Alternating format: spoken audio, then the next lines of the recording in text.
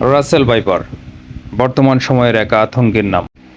কিন্তু Russell viper নিয়ে অযথা আতঙ্কিত হওয়ার কোনো কারণ নেই, কারণ সচেতনতা আমাদেরকে রাসেল ভাইপারের আতঙ্ক বা দংশন থেকে রক্ষা করতে পারে। তাই আসুন আমরা সচেতন হই এবং সচেতনতা অবলম্বনের জন্য যে সমস্ত বিষয় আমাদেরকে ভালোভাবে খেয়াল রাখতে হবে সে সমস্ত বিষয় আলোচনা করি। আমাদেরকে ঘরের ভেতর ভালো করে পরিষ্কার পরিচ্ছন্ন রাখতে হবে, যাতে রাসেল ভাইপার সেখানে বাসা বাঁধতে না পারে। ঘরের আঙ্গিনা, বাড়ির চারপাশ এগুলো ভালো করে পরিষ্কার পরিচ্ছন্ন রাখতে হবে। ঝোপঝাড় এগুলো ভালো করে পরিষ্কার পরিচ্ছন্ন রাখতে হবে, যাতে করে রাসেল ভাইপার সেখানে এসে বাসা বাঁধতে না পারে। তারপর আরেকটা বিষয় হচ্ছে, ঘরের ভেতরে যদি ইঁদুর, টিকটিকি, কুনু ব্যাং ইত্যাদি থাকে তাহলে আমরা এগুলিকে ঘর থেকে বিতাড়িত করব।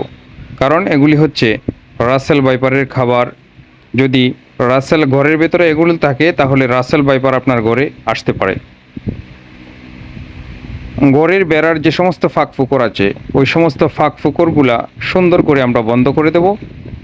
আর গ্রামাঞ্চলে যাদের বাড়ির দরওয়াজার নিচে ফাঁকা রয়েছে ওই সমস্ত ফাঁকাগুলো আমরা কোনো কিছু দিয়ে গুজে বন্ধ করে দেব।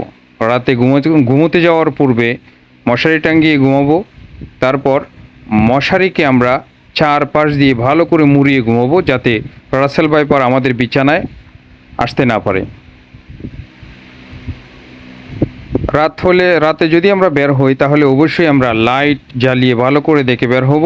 আর যারা কৃষক আছেন তারা মাঠে খেতে খামারে কাজ করার সময় অবশ্যই অতিরিক্ত সতর্কতা অবলম্বন করে তারপর কাজ করবেন। আশা করা যায় রাসেল ভাইপার থেকে আমরা মুক্ত থাকব। কেননা আপনার আমার একটু সচেতনতাই আমাদের ফ্যামিলিকে, আমাদের পরিবারকে, আমাদের দেশকে রক্ষা করতে পারে বিপদ আপদ থেকে। ধন্যবাদ। সবাই ভালো থাকবেন, সুস্থ থাকবেন এই কামনায় বিদায় নিচ্ছে। আসসালামু আলাইকুম ওয়া রাহমাতুল্লাহ।